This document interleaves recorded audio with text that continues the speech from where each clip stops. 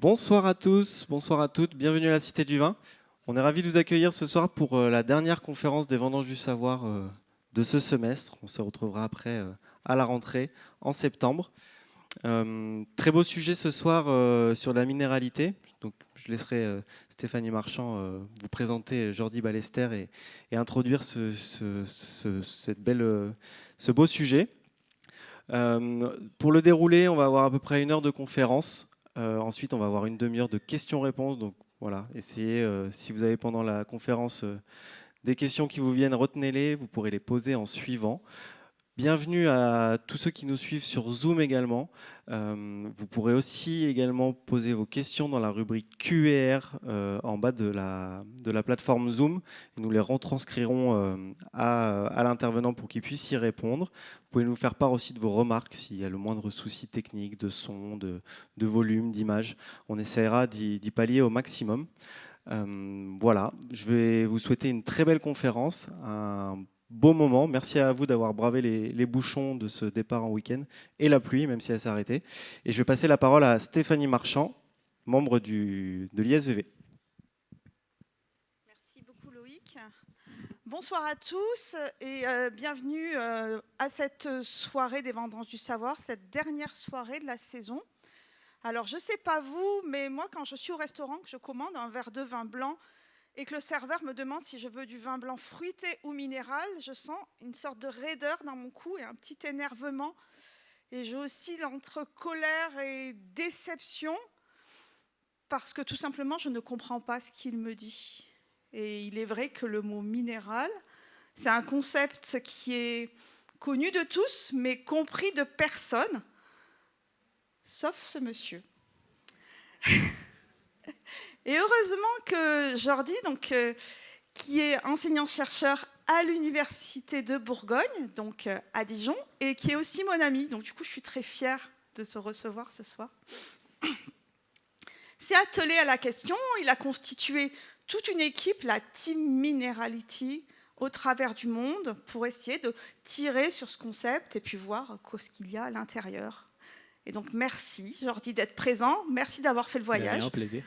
Et merci de nous parler de cette minéralité. Super. Allons-y.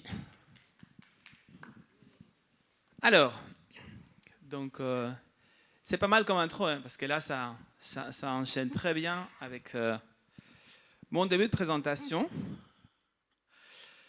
Moi, quand les gens me décrivent un vin, j'aime bien ce genre de choses, vous voyez. Vanille, ananas, citron, floral. Parce que je sais ce que c'est. Je connais la vanille, j'aime beaucoup la vanille, je mange beaucoup d'ananas, je connais le citron, j'aime bien les odeurs de fleurs.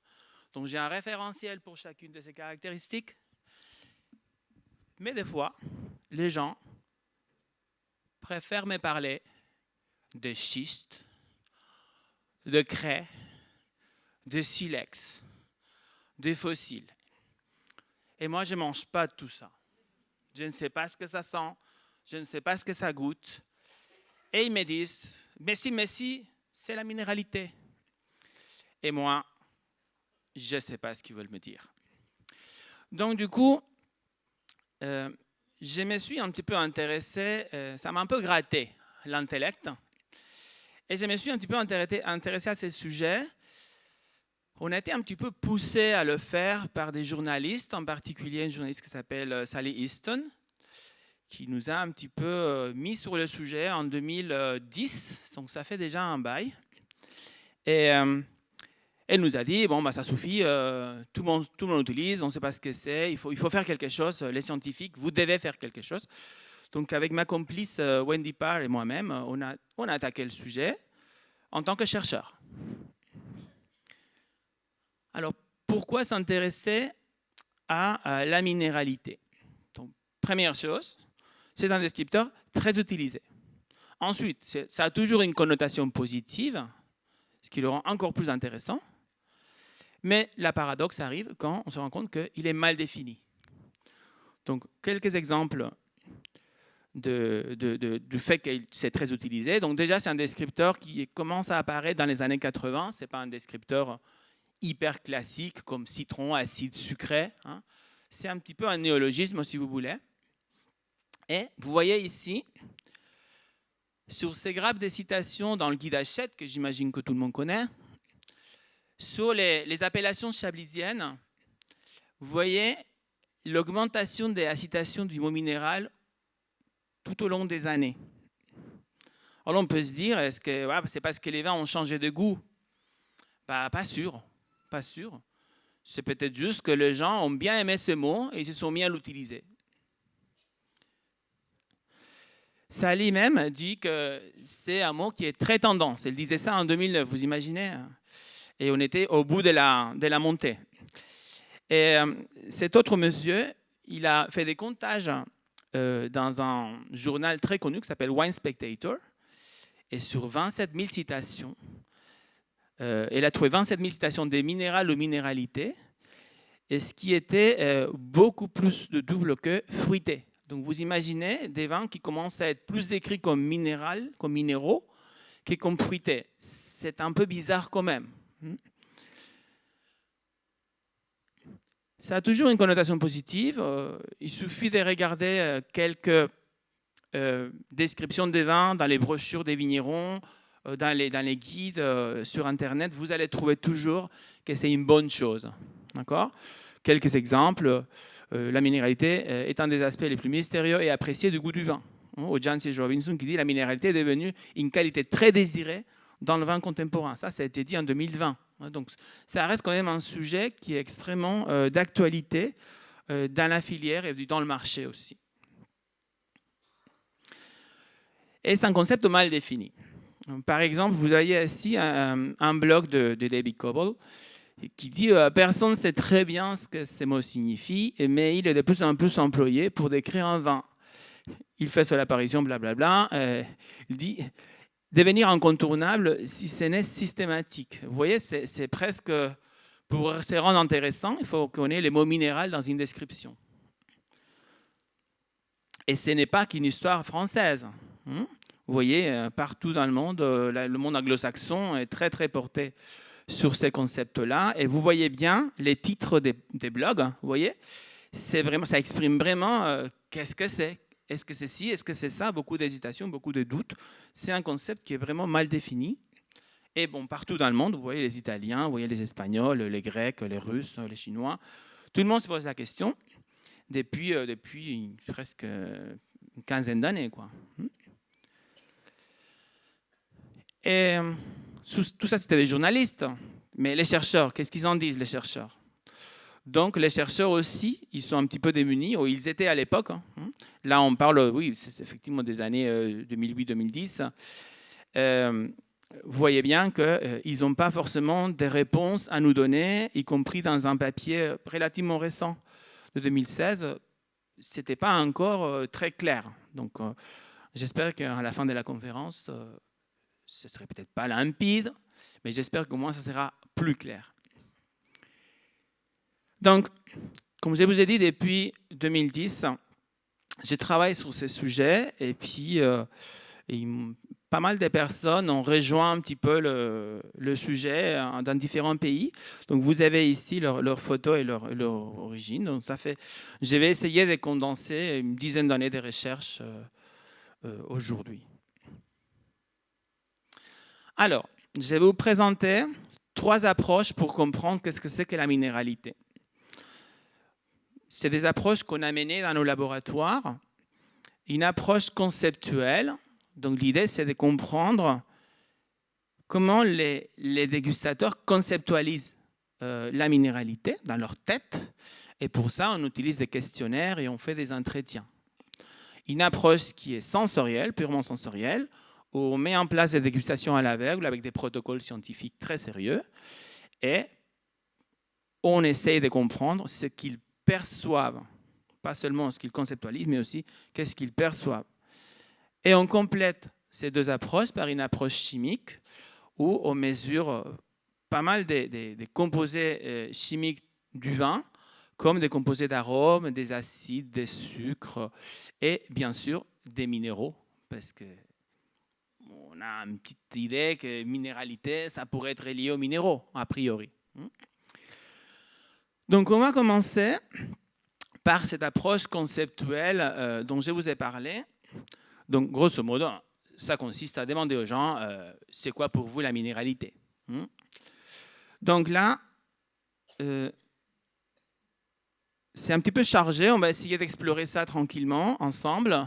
Donc, on a un papier 2013 où, quand on demandait qu'est-ce que c'est pour vous la minéralité, on a une jolie liste. Et vous voyez les mots les plus cités: pierre à fusil, suivi d'acidité, fraîcheur, iodé, salin, silex. Vous voyez, moins des fruits, c'est intéressant. Donc, il y a pas mal des mots qui se recoupent. Vous voyez, pierre à fusil et pierre. Il y a coquillage, il y a craie, calcaire. Bon, il y a des choses qui vont un petit peu dans le même sens. Il y a des choses, par exemple, vivacité, acidité. Donc, ça va un petit peu dans le même sens. En fait, il y a beaucoup de mots, mais des thèmes, il n'y en a pas autant que ça. Et ça se confirme dans une étude qu'on a fait un petit peu plus tard, où on voit bien que les termes les plus importants de la définition des minéralités, c'est bon, Chablis, parce que c'était des gens de Chablis, donc ça, c'est pas forcément intéressant, mais terroir, géologie, crayeux, frais, coquillage, pierre à fusil, salé et acide. Ça, c'est vraiment les mots les plus importants. Vous voyez que ça se recoupe un petit peu avec ça. Hein? Et donc ça, c'était sur des petits groupes de répondants d'une trentaine, quelque chose comme ça. Donc là, le record, c'est cette étude-là, de 2016, où il y a eu plus d'1 millier de personnes qui ont répondu à l'enquête. Et là, on voit à nouveau qu'on tourne autour de même thème. Tout ça, c'était des experts, c'est-à-dire des producteurs essentiellement, des œnologues, des sommeliers. On va juste jeter un coup d'œil rapide qu'est-ce qu'ils pensent les consommateurs. Donc les consommateurs, vous voyez, c'est un petit peu plus vide. Hein? C'est juste terroir et pierre, en gros. Hein? Et ici, dans cette étude un petit peu plus récente, le vin, bon, bien sûr, minéralité vin, ions, donc en fait, c'est les minéraux, des ions, des cations en particulier. Mais comme c'est des consommateurs, ils ne connaissent pas la chimie, donc ils ont dit... Et c'est rigolo, les consommateurs relient la minéralité à l'eau minérale, en fait. Donc, un concept beaucoup plus confus chez les consommateurs que chez les experts, sachant que chez les experts, ce n'est pas non plus hyper bien défini. Donc, si je résume le concept de minéralité d'un point de vue psychologique, est-ce qu'on a construit en mémoire, ça peut se résumer au thème suivant. Donc, un thème sur les arômes des pierres diverses, donc pierre à fusil, pierre mouillée, pierre sèche. Des termes qui relèvent de l'acidité et de la fraîcheur. Des arômes du type marin, coquillage, des choses comme ça. Des arômes soufrés qui ont été aussi cités. Et l'absence de fruité. Donc, si je résume les tendances principales. Donc, minéralité, ce n'est pas tout et n'importe quoi, comme ça avait l'air. Hein. C'est vraiment recentré sur ces 6 thématiques, essentiellement. Donc, on commence à délimiter un petit peu le concept. Et le tout est relié très étroitement, comme vous l'avez vu dans les graphes, à l'idée de terroir. Ce qui ne nous avance pas beaucoup, parce que le terroir est un concept flou qui ne peut pas servir pour définir un autre concept flou. On n'est pas plus avancé. D'accord ? Donc, mais c'est quand même très fort. Ces liens au terroir est très fort et ça nous a pas mal interpellés. Vous voyez, par exemple, Pascal Denelin, dans son article 2014, il a compté sur Google combien de fois minéralité et vin étaient associés dans des bouquins numérisés sur Internet. Et voilà la courbe. Donc, c'est normal. Dans les années 50, il y a 0, hein, c'est normal. Et donc, dans les vieux bouquins numérisés sur Google, ça commence à frétiller par ici, mais on est quand même sur un pourcentage qui est pratiquement de 0. Hein. Et là, voilà, dans les 80, on a un premier palier, et hop, ça remonte. Et là, ça remonte raide. Hein. On est quand même déjà sur un pourcentage plus raisonnable. Et on a en 95 un pic, et ça repart à nouveau vers le haut. Hein, un petit creux, mais ça repart à nouveau vers le haut. Donc, la théorie de Pascal, c'est que si elle regarde la progression de l'utilisation du mot terroir, elle se rend compte que aussi en 95, il y a un maximum, sauf que le terroir ne remonte pas. C'est comme si on s'était un peu fatigué d'utiliser les mots terroir à tort et à travers, et le mot minéralité a pris un petit peu la place du mot terroir. D'accord ? C'est une hypothèse, ça vaut ce que ça vaut, mais bon, ça a été publié, ça mérite d'être mentionné. Pour moi, ça aurait plutôt du sens. Et cette histoire de le lien au terroir est un grand classique de ceux qui suivent la théorie littéraliste, ça veut dire qui prend le mot minéralité dans le sens littéral. Donc pour ces personnes-là, la plante absorbe des minéraux de la roche du sol. Ces minéraux sont distribués partout sur la plante, y compris dans les baies. Ces minéraux partent avec les baies en fermentation. De quelque façon, ils arrivent à survivre à la fermentation et se retrouver dans le verre. Les mêmes minéraux qui étaient là, à travers tout ce process, se retrouvent dans le verre. Et c'est ça qui nous donne une sensation minérale. Donc là, pour eux, la minéralité serait les résultats directs de la présence des minéraux qui ont été extraits du sol par la plante. Donc cette théorie, elle est très sympathique. Moi, je la trouve très glamour, si vous voulez. Mais en plus, elle est renforcée, elle est accentuée par les guides. Vous voyez 3 exemples des guides. Vous voyez un vin tendu, violent, tout en tension, très solaire, avec toute la minéralité du sol qui réagit dans ce vin. Moi, je ne sais pas vraiment ce que ça veut dire, en fait. Ces vins commencent à révéler cette touche minérale propre au terroir marno-calcaire. Les sauvignons sont plantés sur un sol argilo-siliceux, donc silex, qui s'exprime dans ces vins par des notes minérales. Donc ça, vous voyez les rapports forts que les journalistes font entre la perception minérale et un terroir en particulier. Si on faisait le tour de tout ce qui est dit, chaque type de sol, chaque type de terroir aurait le droit à sa minéralité, en fait. Donc visiblement, il n'y a pas de terroir privilégié de ce point de vue-là. Donc, quand Alex Malman s'est attaqué, Alex Malman, c'est un géologue du Pays de Galles qui a été très intéressé par le sujet de la minéralité. Lui, il connaît bien le sol, il connaît bien les roches, il sait bien comment ça se passe. Il est en plus viticulteur à ses heures perdues et il fait du vin chez lui. Et donc, il sait bien de quoi il parle et lui, il dit que cette histoire de minéraux qui sont absorbés par la vigne, qui se retrouvent dans le verre, ça a peu de chances d'être juste. Première chose, les roches du sol échangent très peu de cations avec l'eau du sol. Et la plante, elle ne peut prendre que la solution nutritive. Elle ne peut pas croquer les roches, on est bien d'accord.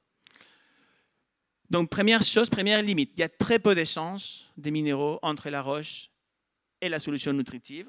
Donc, peu de d'ions à absorber par la plante. Ensuite, imaginons qu'on ait une forte richesse d'anions en particulier, magnésium. Imaginons que notre sol, notre solution nutritive soit très riche en magnésium. Ce n'est pas parce qu'il y a beaucoup de magnésium dans le sol que la vigne va absorber beaucoup de magnésium. La vigne, elle est dotée des mécanismes actifs et passifs d'absorption des minéraux et elle prend ce dont elle a besoin. Ce n'est pas comme si elle avait une paille et elle buvait tout ce qu'il y a.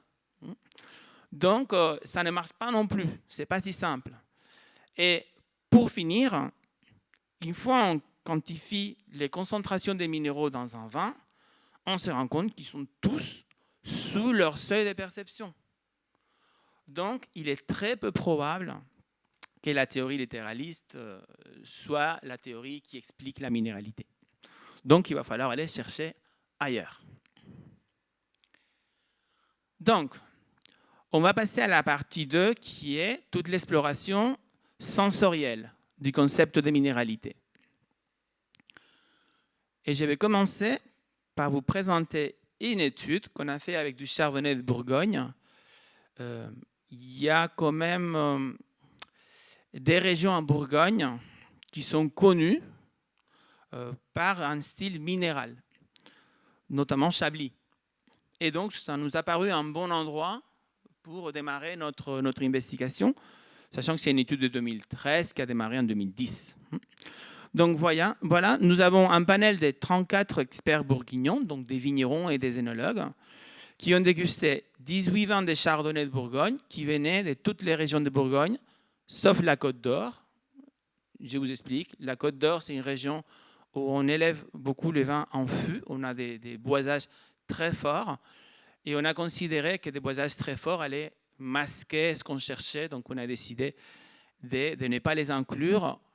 Il se trouve que c'est des vins à 400 €. Donc, ça nous arrangeait bien de ne pas les inclure aussi. Donc, on est sur de l'évaluation à l'aveugle. On ne va pas leur dire ça c'est un Chablis, on ne va pas leur dire ça c'est un Mâcon. On ne va rien leur dire. Les vins apparaissent en vert noir, codés avec 3 chiffres. Ils ne savent rien. Et on va leur faire évaluer la minéralité selon 2 modalités. Au nez, sans goûter, et en goûtant, mais avec un pince-nez des piscines. Tout le monde sait ce que c'est qu'un pince-nez. Donc, au nez, on va avoir accès aux arômes. On va savoir si la minéralité serait quelque chose plutôt de l'ordre aromatique. Et en bouche, avec un pince-nez, on aura tout le reste, mais pas les arômes. Vous voyez, donc on aura les saveurs, les textures, des éventuelles irritations, donc toute la partie gustative et trigéminale. Okay, le tout pour savoir si il existe un consensus dans la notation à l'aveugle de la minéralité. Il faut me suivre. Vous imaginez si ces experts-là donnent des notes élevées au même vin et des notes faibles au même vin, c'est-à-dire s'ils sont d'accord sur quels vins sont les plus minéraux et quels vins sont les moins minéraux, ça veut dire qu'ils partagent dans leur tête un concept commun. Autrement, on n'aurait jamais eu de l'accord dans les notations. Vous voyez? Donc c'est ça le principe. La mesure du consensus nous montre dans quelle mesure il existe un concept sensoriel partagé dans cette communauté de dégustateurs. D'accord? Et donc on a tout simplement mesuré ça sur une échelle de 0 à 10. Voilà, 0 c'est pas minéral, 10 c'est très minéral. Et puis, on voit ce qui se passe. D'accord, on est d'accord qu'à ce moment-là, vous imaginez, ça c'est 2011, on ne savait rien sur la minéralité. Donc, c'était très exploratoire. Bien, donc, en analyse sensorielle, on a une façon très rigolote d'explorer l'accord. On a un petit cercle, et avec des calculs statistiques que je ne développerai pas ici, parce que sinon vous allez dormir, je place mes dégustateurs dans un cercle, par exemple, comme ça, vous voyez. Tac, ça c'est mon dégustateur bleu, monsieur bleu, qui pense que le vin 3 est le plus minéral, okay, et qui pense que le vin 1 est le moins minéral. En fonction de quoi? En fonction de sa définition personnelle de ce que c'est que la minéralité. Et là, du coup, on peut avoir un autre monsieur ou une autre madame, une œnologue qui va dire « Ah bah oui, moi aussi, je pense que V3 est le plus minéral et V1 c'est le moins minéral. » Donc ces 2 dégustateurs sont d'accord. Ils partagent le même concept. Mais je peux avoir le dégustateur vert qui lui, il ne pense pas comme ça. Il pense que c'est plutôt 5 qui est le plus minéral. Donc le dégustateur vert n'est pas en opposition avec les dégustateurs bleus. Il a juste un autre critère, mais qui n'est pas forcément l'opposé.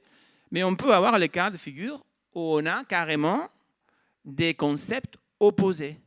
C'est-à-dire les dégustateurs rouges qui pensent que c'est le V1 qui est le plus minéral et le V3 qui est le moins minéral. Vous voyez? Donc quand on a plein de dégustateurs et ils sont à peu près d'accord, ça donne quelque chose comme ça. Vous voyez? Ce n'est pas parfait. Mais vous voyez que tous les dégustateurs, au moins, sont déjà du même côté du gras. Bon, il y a quelqu'un qui dormait un peu. Mais vous voyez, la plupart sont du bon côté. On peut dire que, globalement, ils partagent un concept puisqu'on, globalement, notait de la même façon les vins. Donc ça, c'est une étude ancienne. C'est pas du tout ce qui s'est arrivé. C'est pas du tout ce qui est arrivé dans cette étude. là, bon, je vous rappelle qu'est-ce que c'est que le consensus. Et là, on va voir qu'est-ce que c'était le niveau d'accord sur le jugement de minéralité au nez. Voilà ce que ça a donné. Donc, on peut difficilement dire qu'il existe un concept minéralité au nez partagé dans ma communauté des dégustateurs. C'est un peu le chaos. Donc, on va regarder ce que ça a donné. Peut-être que la minéralité, ce n'est pas quelque chose d'aromatique. Peut-être que la minéralité, c'est quelque chose en bouche, peut-être gustatif, ou peut-être en toucher, j'en sais rien, mais peut-être que ce n'était pas une histoire d'olfaction.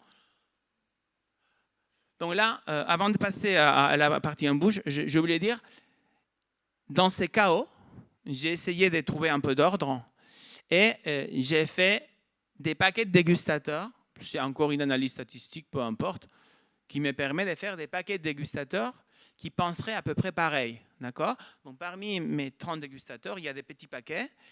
Et là, visiblement, j'ai trouvé 3 groupes de dégustateurs qui auraient des concepts à peu près convergents au sein du groupe et qui donnent, vous voyez, des choses assez différentes. Vous voyez, les vins ne sont pas du tout notés de la même façon selon si on appartient au groupe bleu, au groupe vert ou au groupe rouge. Voilà, il y a des grosses différences de notation. Voilà. Ça montre qu'il y a 3 concepts de minéralité différents dans mon panel de 30 personnes. OK ? Et cette fois-ci, c'est bon.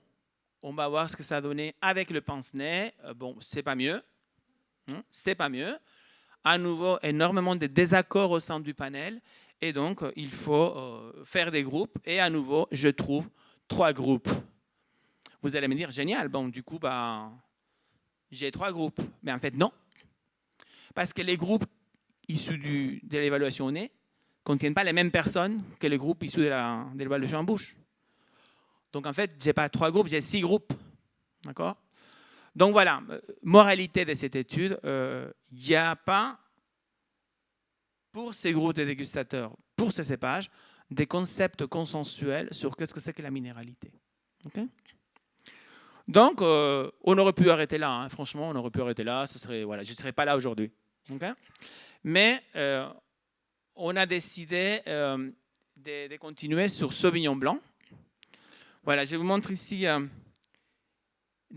déguste sur Sauvignon blanc sur les mêmes principes. Vous voyez, les niveaux d'accord à Bordeaux est beaucoup moins important que le niveau d'accord à Sancerre et que le niveau d'accord à Chablis. Le meilleur accord se trouve à Sancerre, clairement. Okay ? Après, c'est peut-être parce que c'est eux qui revendiquent la minéralité dans leur vin, en particulier sur Pouilly-Fumé et Sancerre. Hein. C'est 1 sur 2, un minéral dans la description. Et puis c'est la cuvée Silex, tous ces trucs. Donc voilà, donc vous voyez, le niveau d'accord est très dépendant de la familiarité avec les concepts et visiblement, cette familiarité varie entre les régions et donc les niveaux d'accord varient entre les régions. Mais là, par exemple, c'est assez joli. On a une communauté des vignerons à Sancerre qui partagent une idée commune de ce que c'est que la minéralité. Donc on a continué sur Sauvignon blanc parce qu'on a pensé que ça se présentait bien. Et on a fait une étude où on s'intéressait à l'effet de la culture des dégustateurs et à nouveau de la modalité de dégustation. Donc on a comparé 2 cultures différentes, la culture française où le vin, on a 2000 ans de culture du vin, et en Nouvelle-Zélande où ça doit faire 50, je crois, 50-60. Donc on imagine, notre hypothèse, c'est que culturellement, les experts d'un pays et de l'autre ont développé des concepts différents de minéralité et qu'on devrait retrouver ça dans la dégustation. Alors, pour aller dans les détails, on est sur 2 panels de 30 personnes, de 30 vignerons, donc 30 dans chaque pays. 16 vins de Sauvignon blanc, la moitié néo-zélandais, la moitié français, qui ont été expédiés. Bon, on s'est croisé les échantillons, on a envoyé les échantillons français, ils nous ont envoyé les échantillons néo-zélandais. Et 3 modes d'évaluation, donc orthonasal, comme dans l'étude sur le chardonnay, en bouche avec pince-nez, comme dans l'étude sur les chardonnays, mais là, on a incorporé une modalité qu'on appelait globale, où c'est en fait, on collecte toute l'information possible. Donc, on a nez plus bouche sans les pince-nez. Et l'échelle que vous connaissez maintenant, de pas minéral à triminéral, vert noir, code à 3 chiffres, ordre de présentation équilibré. On a pris toutes les précautions d'usage dans les analyses sensorielles avec une approche plus scientifique. Et donc, un questionnaire de ce type-là, vous voyez, le premier descripteur était minéral, donc c'est le descripteur qui nous intéressait le plus, mais on avait une liste de 19 autres descripteurs plus faciles, vous voyez, plus facile à comprendre, plus facile à imaginer. Donc, les stratégies ici, c'était d'essayer d'expliquer un descripteur compliqué, donc minéral, par des descripteurs plus simples, comme citron, comme fruit de la passion, comme poivron vert, etc. D'accord ? Donc d'abord, je vais vous présenter les résultats sur le premier descripteur, donc le descripteur qui nous intéresse le plus, donc minéral. Et cette fois-ci, on change un petit peu la façon de faire. Chaque flèche n'est pas un sujet, mais c'est une moyenne pour un groupe de sujets. Vous voyez ? Pour un groupe de sujets et pour une modalité de perception, pour faire simple. Par exemple, par ici, nous avons les moyennes du groupe d'experts néo-zélandais pour l'évaluation de la minéralité globale. Vous voyez ? Ça va de ce côté-là. Par exemple, ici, donc, les néo-zélandais avec un pince-nez et les néo-zélandais en orthonasal. Vous voyez ? Donc, cet ACP, donc ces graphes, nous montrent des choses très intéressantes.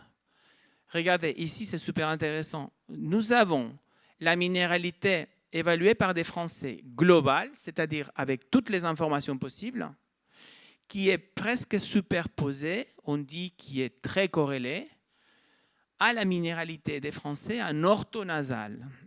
Qu'est-ce que ça veut dire ? Ça veut dire que si je sens le vin seulement et je note la minéralité, les notes que je génère sont pratiquement les mêmes que si je sens et je goûte le vin. Qu'est-ce que ça veut dire ? Que pour les Français, pratiquement toute l'information se trouve déjà dans l'odorat. Parce que quand on a goûté, les notes n'ont pas changé. Vous voyez ? Donc ça, c'est intéressant. Pour les Français, le concept de minéralité est un concept essentiellement olfactif. Donc, dans la culture française, c'est comme ça que ça s'est construit. Et vous voyez, la partie plus goût et texture, elle n'est pas forcément hyper corrélée. Pour les Néo-Zélandais, le global est plus corrélé à la partie goût et texture et moins corrélé à la partie olfactive. J'ai l'impression que pour les Néo-Zélandais, le concept de minéralité est peut-être un peu plus complexe, plus multidimensionnel, si vous voulez, que pour les Français.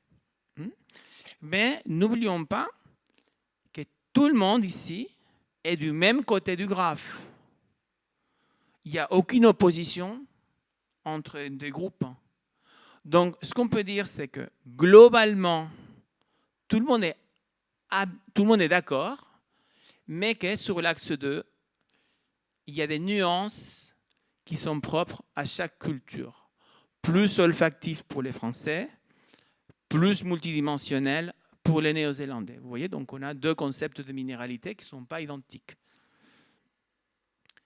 Et donc maintenant, on va essayer de comprendre comment on peut expliquer la minéralité, qui est un complexe compliqué, par des concepts plus simples.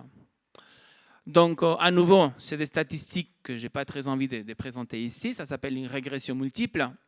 Et par de la régression multiple, on a pointé les descripteurs qui pouvaient prédire significativement la minéralité. Donc, quand c'est en vert, c'est que ça prédit positivement la minéralité. Quand c'est en rouge, c'est que ça prédit négativement la minéralité. Par exemple, les deux cultures s'accordent à dire que pierre à fusil, agrumes, fraîcheur, mine des crayons, concentration, plus il y en a, plus le vin va être considéré comme minéral. Tandis que fruit de la passion, plus il y en a, moins le vin va être considéré comme minéral. D'accord ? Et ça, c'est commun aux deux cultures. Mais il y a des spécificités pour les uns et pour les autres. pour les Néo-Zélandais, vous voyez, ils pensent en plus que plus c'est amer, plus c'est minéral. Par contre, plus c'est astringent, plus c'est poivron vert, moins c'est minéral. Et pour les Français, plus c'est iodé et ça sent les huîtres frais, plus c'est minéral. Plus c'est soufré, plus c'est minéral. Mais plus c'est sucré, moins c'est minéral. Vous voyez, donc on commence à cibler un petit peu les concepts. Et ce qui est intéressant, c'est que c'est relativement cohérent avec l'approche conceptuelle qu'on avait fait par des entretiens. En gros, ils ne nous racontent pas n'importe quoi, en fait. Donc là, on est en train d'obtenir des prédictions significatives, statistiquement significatives, ce qui veut dire que j'ai moins de 5% de chances de me tromper si j'affirme que la pierre à fusil contribue positivement à la minéralité perçue. Donc on est quand même sur des effets significatifs. Le hasard ne ferait jamais un truc pareil. Dans ces cas-là, on ne peut qu'accepter qu'il y a bien quelque chose qui s'appelle minéralité. Malgré le désaccord, malgré un petit peu voilà, la variabilité qu'on a observée, il y a quand même quelque chose. Donc, il y a bien un sujet d'étude. Ce n'est pas juste une illusion marketing qu'on nous balance à tort et à travers. Donc, les derniers éléments de mon approche, c'est l'élément chimique. On va voir si on trouve quelles sont les parties, les composantes du vin qui peuvent prédire au mieux cette fameuse minéralité. Et par les composantes qu'on aura mis en évidence, on pourra peut-être déduire l'origine. Par exemple, imaginons que je trouve que le sucre est très corrélé à la minéralité. Alors, je peux réfléchir, le sucre, c'est peut-être la maturité du raisin, par exemple. D'accord ? Donc, par les molécules qu'on va mettre en évidence, on va pouvoir peut-être émettre des hypothèses sur l'origine de la minéralité. Et peut-être que finalement, on va revenir sur la théorie littéraliste, on verra bien. Alors, donc on a fait pas mal d'analyses, parce qu'on avait pas mal de collaborateurs dans cette étude. On a fait beaucoup de composés volatiles, donc, désolé pour les noms barbares. Donc, IVMP, c'est des arômes un peu de poivron. Les composés soufrés, vous savez tous un peu ce que ça donne. Les composés soufrés, ça va du chou en passant par l'allumette. Et les alcools, les acides, les acides sont acides. Les terpénols, ça sent un petit peu les agrumes et les fleurs. Les esters, ça sent un petit peu les fruits, les fleurs aussi. Puis les acétates aussi, les fruits un petit peu tagada. Bon, bref, énormément de composés d'arômes plutôt ciblés. Des paramètres œnologiques classiques, on parle là d'alcool, de sucre résiduel, d'acidité totale, pH, et des choses comme ça. Et bien sûr, il fallait quand même tester les minéraux. Il fallait absolument les tester. Donc, on a testé 18 cations, donc des choses très classiques et puis des choses un petit peu moins classiques, juste pour voir. Okay. Et quand on met tout ça dans la moulinette, on obtient quelque chose qui est un petit peu barbare. Donc, on va passer un petit peu de temps pour creuser un peu ces graphes. Alors, ces graphes, ce n'est pas compliqué. On a les flèches rouges. Les flèches rouges, rappelez-vous, c'est les minéralités globales que je vous ai montrées tout à l'heure. Donc, les flèches rouges, c'est du sensoriel, à l'aveugle. Donc, vous voyez, on avait dit que les Français et les Néo-Zélandais ne s'opposaient pas, mais ce n'était pas la même chose. Et là, on trouve exactement ça. Ils ne s'opposent pas, ce n'est pas l'un opposé à l'autre, mais ce n'est pas la même chose. Ils sont indépendants. D'accord ? Et les vins sont en bleu quand c'est français, en vert quand c'est néo-zélandais, et le reste, c'est des composés chimiques. D'accord ? Donc, les composés chimiques qui ont les mieux prédit la minéralité pour les Français, c'est le soufre, les SO2 libres, en fait. SO2, vous pouvez imaginer, pour ceux qui savent, c'est un peu évident, pour ceux qui ne connaissent pas les SO2, ça peut avoir des arômes un peu soufrés, un peu irritants, et ça peut maintenir le vin dans un état un peu réducteur. On verra un petit peu ce que c'est que la réduction assez vite. Et à l'opposé, donc on a l'acidité donc totale et le tartrique. Donc là c'était surprenant parce qu'on s'attendait, d'après la littérature et d'après notre expérience avec les chardonnays, que l'acidité allait être un prédicteur positif. Mais bon, il se trouve que pour le Sauvignon blanc, ça ne l'est pas. Donc vous voyez, donc les sodo-libres ont un impact essentiellement aromatique. Et pour les Néo-Zélandais, c'est très intéressant parce qu'on a le sodium et les SO2 combinés et l'acide malique. Donc là, on est vraiment sur un univers plutôt gustatif et tactile. Et à l'opposé, on a des choses comme l'acide lactique, par exemple. Donc vous voyez, le seul minéral qui a été prédicteur positif de la minéralité, c'est le sodium. Alors, moi, je ne pense pas que la vigne raffole du sodium. Je ne suis pas sûr que si on a beaucoup de sodium dans le sol, la vigne va être très contente. Donc, je me demande si ce n'est pas une piste qui pointe pas forcément le sol, mais peut-être des produits œnologiques dans lesquels le sodium serait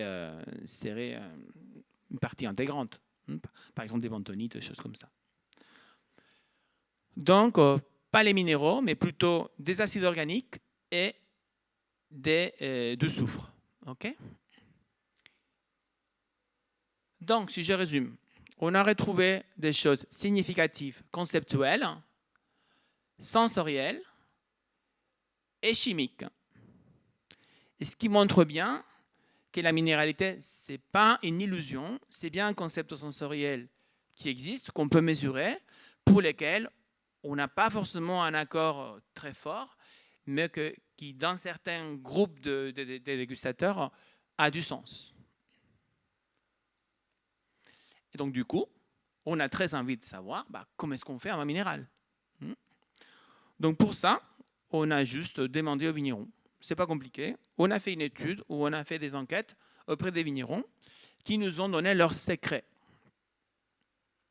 Donc, ça a été publié récemment. Et donc, on avait une question relativement simple. Si vous vouliez faire un vin très, très, très, très minéral et vous aviez tous les choix possibles à disposition, qu'est-ce que vous feriez? De la vigne à la cave. Et voilà les principaux éléments qui nous ont proposé les viticulteurs. Donc, la première chose, éviter la surmaturité. Donc, par exemple, des viticulteurs qui nous disent « j'utiliserai des raisins des coteaux frais pour éviter la surmaturité » ou sur la date des vendanges, je vendangerai pas trop tôt pour éviter les notes végétales, mais pas trop tard pour éviter la surmaturité. Et en effet, l'effet de garder une petite sous-maturité ou une maturité un peu juste permet de garder l'acidité, la fraîcheur et éviter des excès d'alcool qui, pour eux, seraient néfastes pour la minéralité. Et ça, on le retrouve bien dans la littérature. Soyez pas intimidés par ces graphes, ce n'est pas très compliqué. Si vous trouvez deux choses qui sont proches sur le graphe, c'est qu'elles sont reliées. Ça, c'est des résultats très sérieux qui ont été publiés en 2014 par une collègue américaine. Vous voyez, là où se trouvent les vins minéraux, à côté, il y a de l'acidité et de la fraîcheur. Donc, ces résultats qui sont très scientifiques confirment les dires des viticulteurs qui ont un savoir qui est plutôt empirique. Ensuite, concernant la fermentation alcoolique. Donc, d'après les viticulteurs, il faudrait utiliser des levures indigènes ou des levures commerciales neutres. D'accord? Éviter des levures commerciales qui ont été sélectionnées parce qu'ils génèrent des arômes de fraises tagada ou des fruits de la passion. Voilà, éviter ces genres de produits et aller vers des choses assez neutres qui font juste transformation de sucre en alcool et c'est tout.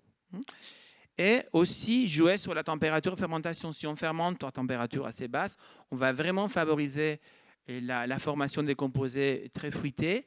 Donc, eux, ils proposent de ne pas trop aller là-dessus, de garder des températures un petit peu plus hautes, 23, 25, justement pour éviter des explosions de fruits, parce que pour eux, trop de fruits masque la minéralité. Et rappelez-vous qu'on avait vu dans la partie conceptuelle pas trop de fruits. Ça avait été cité. Et effectivement, on retrouve ça dans la littérature scientifique. Vous voyez ici, dans notre étude de 2013, la plupart des experts pointaient la minéralité vers la droite de ces graphes. Vous voyez, un groupe et deux groupes pointés à droite. La plupart d'eux, 73% des experts. Et vous voyez, on n'a pas de fruits, pas du tout de fruits. On a plein de choses. On a le silex, on a le sous-bois, on a la serpillière sale, on a le chien mouillé, mais on n'a pas de fruits. Et c'est à l'opposé que se trouvent tous les fruits. Donc là, ça montre bien, ça va bien avec un excès de fruits. C'est souvent relié à des vins qui ont faible minéralité. Il y avait aussi des idées qui concernaient l'élevage en fût. Clairement, pour faire un vin minéral, il faut éviter, si possible, le bois. Donc, il parle de faire des élevages en cuve, ou bien, si c'est en fût, des vieux fûts qui ne amènent pas des notes toastées, vanillées, des noix de coco, caramel, des choses comme ça. Donc, jamais de fût neuf, en fait. Si on veut faire un vin minéral, jamais de fût neuf. Parce que pour eux, les bois masquent la minéralité. Et à nouveau, c'est bien confirmé par des études scientifiques. Si vous voyez dans ces graphes, vous voyez que là où on a minéral, c'est exactement à l'opposé de là où on a le caramel, la barrique. Vous voyez? Donc c'est bien cette opposition, se retrouve bien dans des études très sérieuses qui ont été publiées aussi en 2014. L'élevage sur lit.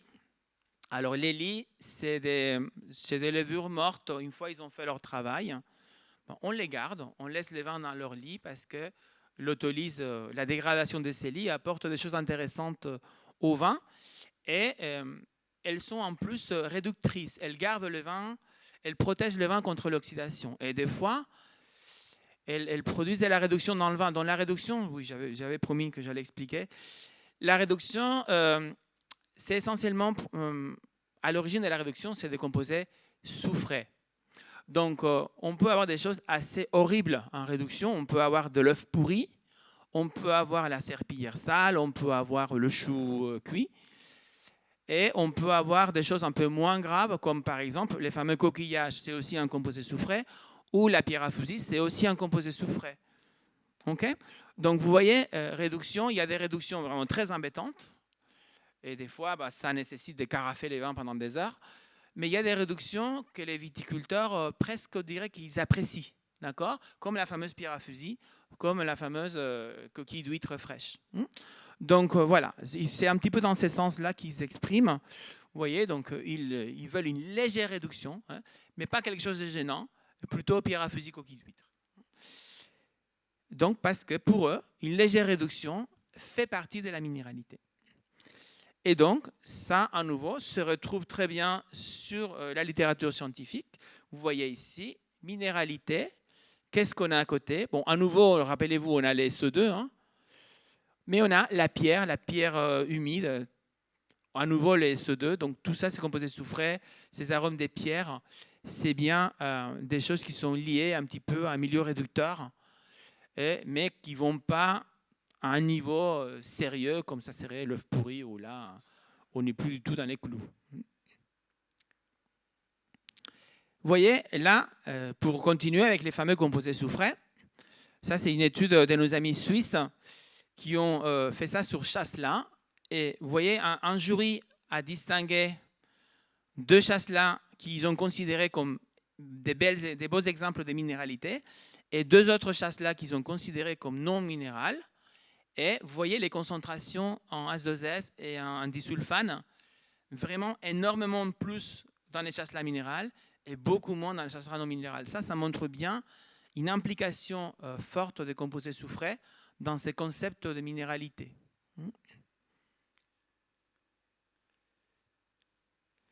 Et on se pose aussi la question sur la fermentation malolactique. La fermentation malolactique sur blanc, elle est optionnelle. Il y a des régions qui la font, il y a des régions qui ne la font pas. En Bourgogne, on l'a fait presque systématiquement, même si dans les dernières années, on se pose la question peut-être de ne pas la finir parce qu'on a une chute d'acidité. Et avec les changements climatiques, on perd beaucoup d'acidité. Donc bon, c'est un autre sujet. En tout cas, il semblerait que faire la molécule lactique n'est pas un bon point pour obtenir un vin minéral. Vous voyez, on l'a ici, tout ce qui est lactate. Donc la malolactique, qu'est-ce qu'elle fait? Elle change l'acide malique en lactique. D'accord? Donc là, c'est la partie lactique. Et la malolactique génère des arômes de beurre et de crème. Et là, on a effectivement des arômes de beurre et de crème. Vous voyez? Donc ça, cette zone-là, c'est une zone des vins qui ont une malolactique très intense. Et à l'opposé, se trouve la minéralité. Donc ça montre bien que la malolactique ne va pas très bien de pair avec un style de vin minéral. Et je rappelle que dans le graphe que je vous ai montré tout à l'heure, pour les Néo-Zélandais, l'acide lactique était vraiment à l'opposé, ce qui montre bien un effet négatif de l'acide lactique, donc implicitement de la malolactique sur la minéralité. Donc, si je résume, comment faire un vin minéral? Donc, on évite la surmaturité. On utilise des levures neutres, on ne fait pas d'FML, on n'utilise pas de bois, on élève sur lit, mais on ne bâtonne pas trop, parce que si on bâtonne beaucoup, on va enrichir le vin, ça va être un vin plus gras, et ça ne marche pas non plus pour la minéralité. Donc, à la fin, on va obtenir un vin qui est jaune pâle, qui a une petite réduction, mais pas méchante, qui a beaucoup de fraîcheur, quelques agrumes, pas de beurre, pas de bois, pas de toasté, et pas trop gras et pas trop alcooleux. Voilà la recette miracle. Et juste pour finir, parce qu'il est 54 et je suis censé finir... Non, on va passer le temps nécessaire. Je vous donne quelques petites dernières nouvelles de la minéralité, parce que ces dernières années, ça a un petit peu bougé. Alors, il y a un apprenti Master of Wine qui, dans sa thèse de Master of Wine, s'est intéressé à la minéralité. En 2021, vous voyez, c'est assez récent. Donc, il a compté sur les magazines Decanter, qui est vraiment un magazine très, très connu, très important dans le monde du vin. Il a compté les occurrences des minéralités et il s'est rendu compte qu'à partir de 2010, ça descend. Donc là, il s'est dit, c'est pas tout à fait l'impression que ça donne, on a l'impression que c'est très populaire, mais en fait, on a un peu mis le frein sur l'utilisation de ces mots-là. C'est très intéressant. Et donc là, M. Martindale se demande pourquoi les gens sont en train de limiter un peu l'utilisation de ces mots. Et il apporte deux explications. La première, les gens en ont marre. C'est légitime. Au bout d'un moment, les gens en ont marre.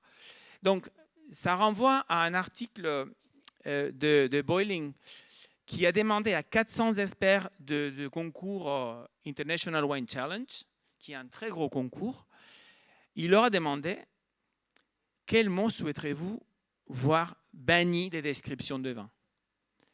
Et les mots gagnants, en fait les mots perdants, étaient minéralité. Et ces gens-là ont dit, c'est trop utilisé, c'est mal utilisé. On ne voit pas bien ce que ça veut dire. C'est vague, c'est même trompeur, ils disent. C'est même trompeur. Ils pensent qu'en fait, on ne devrait pas utiliser le mot minéral et on devrait mettre à la place des choses moins ambiguës. Donc ça, c'est la première explication. Je l'entends tout à fait. Moi-même, j'ai un peu ras-le-bol. Et la deuxième explication, c'est peut-être plus mécanique que ça. C'est peut-être parce que le climat change, la température augmente. En particulier dans le Chablisien, il y a eu un papier récemment qui a bien montré que la température monte avec les années, que les vendanges sont de plus en plus tôt et qu'on a du mal à garder des fraîcheurs et des acidités dans le vin, même en Chablis. Et les vins sont un petit peu plus lourds, sont un peu plus alcooleux, et ce style-là est incompatible avec la minéralité. Et du coup, il est plus difficile de nos jours d'élaborer des vins minéraux. Donc, il est temps de conclure. Donc, je dirais 4 petites choses. Première, il n'y a pas une définition universelle de la minéralité qui puisse servir à tout le monde. En revanche, on peut trouver certains groupes d'experts pour lesquels il y a une définition de la minéralité qui est partagée. C'est le cas de nos Néo-Zélandais, par exemple, ou de nos Français. La définition de la minéralité va être dépendante du groupe du dégustateur considéré, mais aussi du cépage considéré. On a vu que ce n'est pas tout à fait la même chose pour Chardonnay que pour Sauvignon. Et contrairement à ce qui serait intuitif, les minéraux n'ont rien à voir avec la minéralité. C'est plutôt des composés soufrés et des acides organiques qui en seraient les responsables majoritairement. Avec ces petits mystères sur le sodium qu'il faudrait creuser dans l'avenir. Voilà, merci pour votre attention et je serai ravi de répondre à vos questions.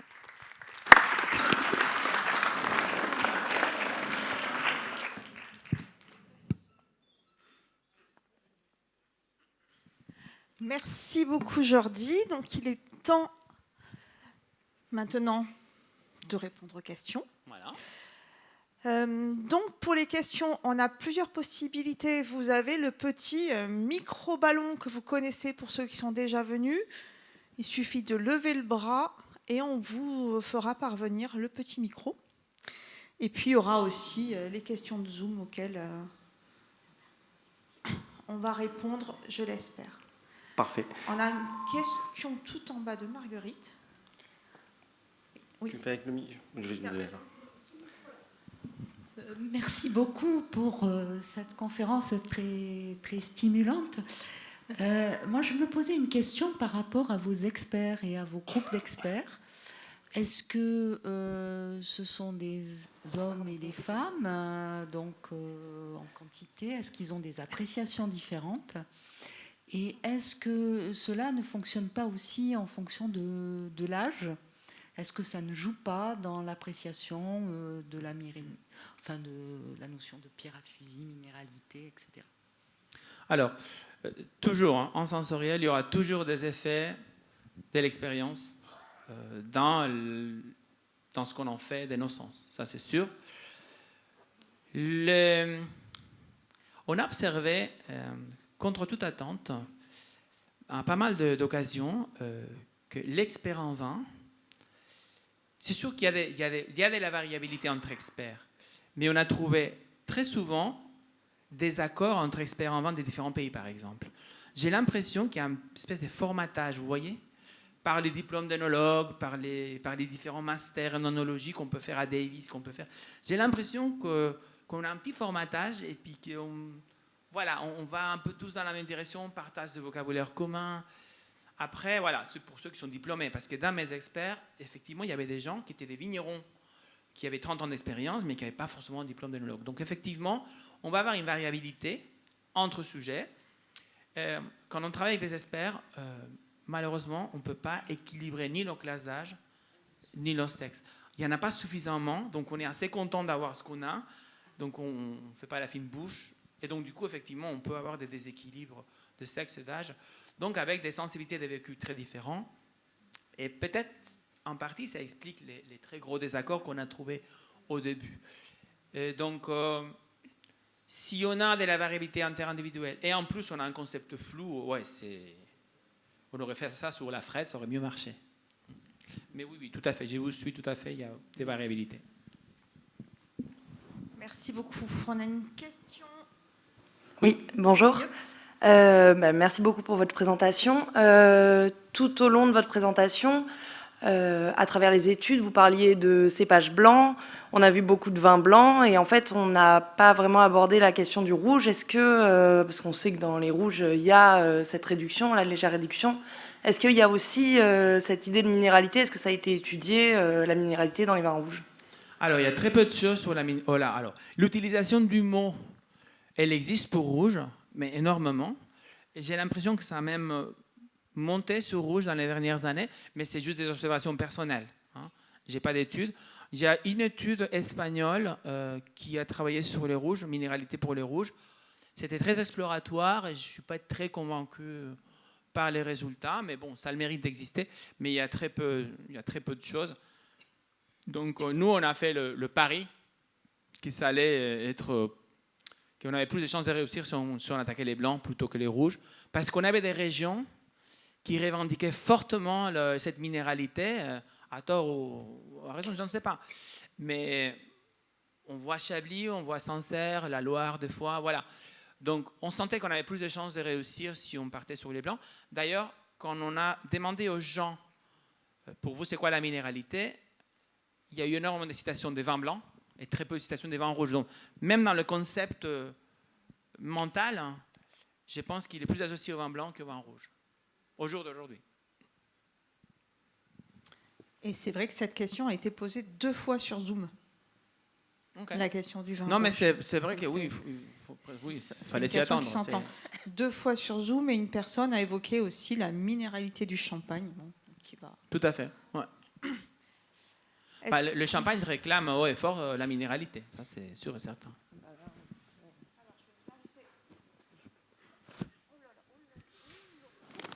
Il faut sportif ici. C'est pas qu'intellectuel en fait. Allez-y, monsieur. Oui, j'ai une question. Enfin, je pense avoir compris. Donc, il vaut mieux ne pas faire la fermentation malolactique si on va obtenir vin minéral, c'est ça? Parce que l'acide malique, il est dans le vin. Et voilà, il y aura moins d'acide malique et plus de minéralité, c'est ça? Non, il y aura plus la malolactique dégrade l'acide malique et crée de l'acide lactique. Donc le malique aura disparu. Le malique était un acide bien plus vif, agressif que le lactique. Donc c'est justement cette vivacité qui est cherchée quand on veut faire un vin minéral. Donc ne pas faire la malo conserve plus de malique. Et on n'a pas ces lactiques et on n'a pas ces odeurs de beurre qui semblent un petit peu jurées quand on cherche la minéralité. Est-ce qu'il y a une autre question tout en haut? Hop. Ouh là là là là. J'aime pas trop ce système. Ça fait pas mal. Le SO2, c'est un minerai. Ça va dans le sens de ce que vous nous avez expliqué. Alors, est-ce qu'on ne pourrait pas faire un raccourci? C'est le SO2 qui donne la minéralité dans le vin. Alors, c'est un raccourci provocateur qui me plaît bien. Hein. Mais bon, c'est peut-être un peu simpliste quand même. Mais je pense qu'il a son rôle. C'est sûr qu'il a son rôle. Quand on crée un milieu réducteur, on protège les vins de l'oxydation. On garde tous ces thiols pierre à fusil, les benzenes méthanthiol. Bon, il y a 2 ou 3 molécules qui sont les coquillasses, par exemple. Tout ça, c'est des thiols qui se portent mieux dans un milieu à l'abri de l'oxygène. Donc, on ne va peut-être pas dire que le SO2 fait la minéralité, mais le SO2 contribue à un milieu où la minéralité serait préservée, en tout cas. Mais on pourrait avoir la même chose avec des lits. D'ailleurs, c'est très à la mode maintenant. Vous avez entendu peut-être parler du glutathion et tous ces autres peptides soufrés qui pourraient, dans l'avenir, même remplacer les SO2.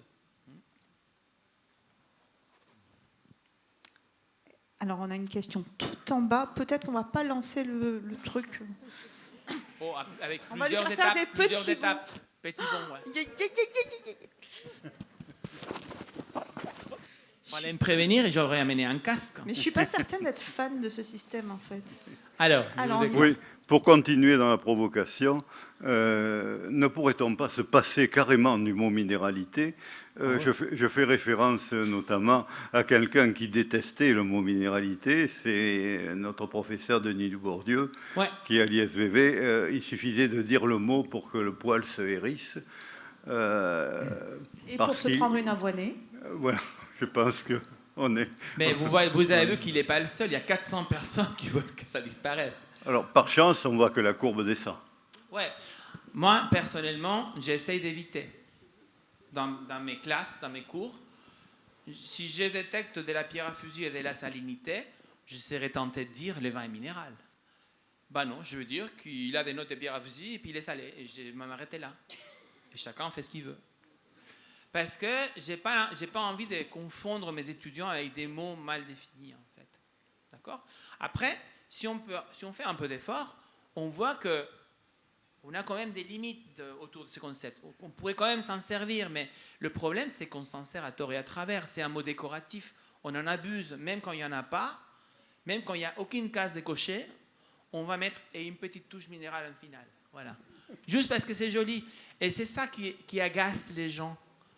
c'est que si une fois sur 10, le mot est bien utilisé, mais 9 fois sur 10, c'est du n'importe quoi, à la fin, on ne fait pas confiance au mot.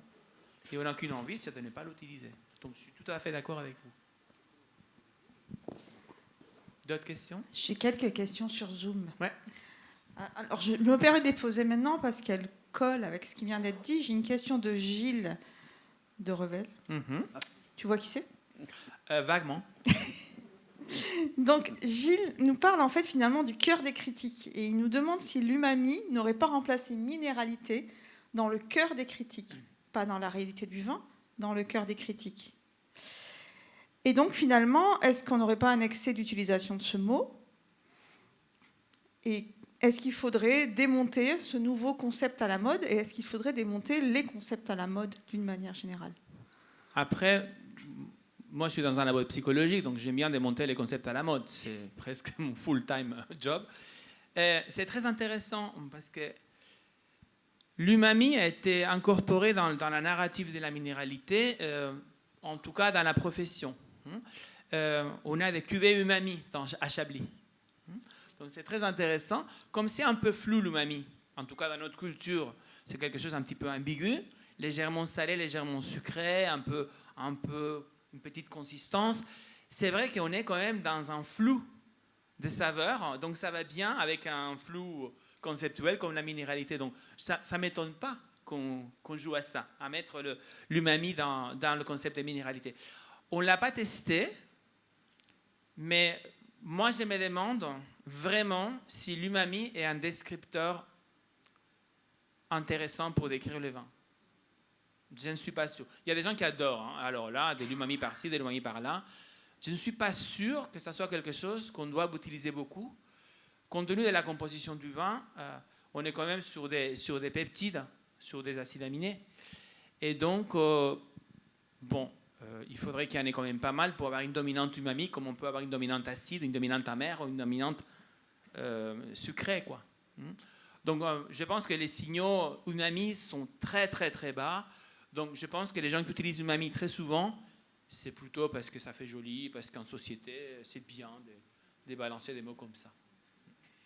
C'est un avis personnel. À nouveau, il y a très peu de littérature là-dessus. Moi, j'ai aussi un avis là-dessus. Très honnêtement, umami, j'ai compris ce que c'était en octobre 2023. Et je travaille dans ce domaine depuis bien plus longtemps. Donc, c'est un peu compliqué. Alors, il y a une question sur Zoom aussi qui correspond à la question du monsieur de tout à l'heure sur le SO2 et le minéral. Et on nous demande si les vins sans soufre peuvent-ils être minéraux. Est-ce qu'on a des vins sans soufre minéraux? Alors, là, on mélange deux thèmes très tendance. Mon avis, on vient de publier 2 articles sur les vins nature très récemment, un sur blanc et un sur rouge. On a quand même un pourcentage non négligeable des défauts d'un point de vue œnologique. Je ne vais pas rentrer dans des considérations esthétiques et philosophiques. Et avec un regard d'œnologue, on a quand même entre 30 et 40% de défauts sur les vins nature. Ce n'est pas forcément des défauts de réduction, souvent des défauts de volatiles, des défauts d'oxydation, des défauts de souris et des défauts des phénols volatiles, donc des brettes. Donc, on peut difficilement voir autre chose que les défauts. Après, si c'est des vins sans soufre, moi, je vois mal comment est-ce qu'on pourrait aller vers des profils minéraux, mais c'est difficile, mais ce n'est pas impossible. Parce qu'on pourrait travailler énormément sur les lits, mais vraiment un petit peu exagéré, et sur la protection du vin, pour le maintenir dans un état très réducteur et prier pour que ça ne parte pas sur le chou, que ça reste sur le caillou. Voilà. Mais après, voilà, je ne sais pas. Je vois un exercice périlleux, mais je ne vois pas ça impossible. Voilà. Peu probable, mais pas impossible. Merci. Est-ce que vous avez d'autres questions dans la salle? Quelqu'un a envie de prendre un petit vol de micro cubique? Non? Aucune autre question dans la salle? J'ai encore des petites questions sur Zoom, s'il faut. Alors, qu'est-ce que j'ai qui pourrait être intéressant? Une petite remarque d'une formatrice du Wineset qui nous dit qu'il ne leur est pas recommandé d'utiliser le terme minéralité. Je sais. Ça colle pas mal. Hein. J'ai beaucoup de discussions avec Steve Charters là-dessus. Et puis, effectivement, il ne conseille pas d'utiliser les mots dans le système WSET. Une remarque aussi qui nous dit, si vous n'utilisez pas minéralité, que diriez-vous? Mais je pense que tu as déjà répondu à cette question. Il y a plein de sous-dimensions qu'on a montrées aujourd'hui, qui changent un petit peu en fonction du cépage. Mais voilà, moi, si j'ai un cadre, un diagnostic qui est légères odeurs de pierre à fusil ou d'allumettes, avec une belle acidité, une touche de salinité, là, je suis déjà dans une configuration que je oserais dire style minéral. D'accord? Mais parce que ça coïncide avec les fruits des 10 ans de recherche. Pas parce que ça fait joli. D'accord? Alors, à la place, je dirais exactement ces sous-dimensions-là. Tout à fait. Merci. Et alors, j'ai une autre question de quelqu'un qui a besoin de se conforter dans ce qu'il a compris. Quelqu'un nous dit qu'il associait apparemment à tort des descripteurs de minéralité des vins blancs avec des vignes plantées sur certains sous-sols. Et il veut que tu confirmes que la géologie n'a aucun impact. Peut-être qu'on pourrait nuancer tout ça. Alors, aucune donnée collectée pour l'instant permet de relier un type de sol à une perception minérale. On n'est peut-être pas à ces niveaux de grains, en fait. Ça serait quand même des études assez complexes à mettre en œuvre parce qu'il faudrait contrôler énormément de paramètres par ailleurs. Donc, moi, j'ai aucune évidence là-dessus. Je sais qu'il y a une narrative très forte sur les schistes, il y a une narrative très forte sur les slates pour le Riesling, il y a une narrative très forte sur l'argilo-calcaire. Tous ces narratifs sont très fortes sur des sols qui sont complètement différents. Donc, à se demander si c'est un peu... La minéralité ne serait pas un peu partout. Donc, si c'est partout, c'est nulle part, en fait. Voilà. À un moment donné, il faut se dire... ça ne peut pas marcher pour tous les sols. À un moment donné, tu ne peux pas tous revendiquer ça. Donc, moi, j'aurais tendance à dire non. Il y a l'exception du sel. Vous vous avez rappelé que j'ai eu le sodium, là. Hein? Alors, je ne me suis pas arrêté là, évidemment. Je ne peux pas vous le présenter aujourd'hui parce que c'est en cours. Mais j'ai fait une étude... en Baja California, c'est une région mexicaine, c'est la suite de Californie, où il y a énormément de sodium dans le sous-sol et dans l'eau de sous-sol. Et il semblerait que les vins soient considérés comme minéraux par les critiques. Donc, je suis allé au Mexique, j'ai collecté les données que je n'ai pas encore analysées, donc malheureusement, je ne peux rien vous dire. Mais voilà, j'ai tiré du fil du sodium quand même pour aller un petit peu plus loin. Et cette fois-ci, on a fait ça sur rouge, juste pour... sur Malbec et sur Sauvignon, sur Cabernet Sauvignon. Donc, les données sont en cours d'analyse. Et effectivement, les gens utilisent salé/minéral, en fait. Parce que minéral, ça sonne plus joli que salé. Ça fait bizarre un vin salé, même s'il l'est. Tu viendras nous présenter ça à l'ISVV? Oui, avec plaisir. Une autre question sur Zoom, et après, je pense que je m'arrêterai là. On m'a retiré des choses. Quelqu'un voudrait entendre parler du Riesling et des descripteurs pétrole, essence, TDN, et se demande si ça pourrait faire partie du minéral. Alors, je sais que tu n'as pas étudié le Riesling, mais peut-être que tu as ton petit point de vue sur la question. J'ai un point de vue là-dessus, ouais. C'est pas l'envie qui manque de travailler sur Riesling, je suis très fan de Riesling. Alors, le TDN, c'est un oryzoprénoïde qui est d'origine variétale, qui est modulé par la maturité.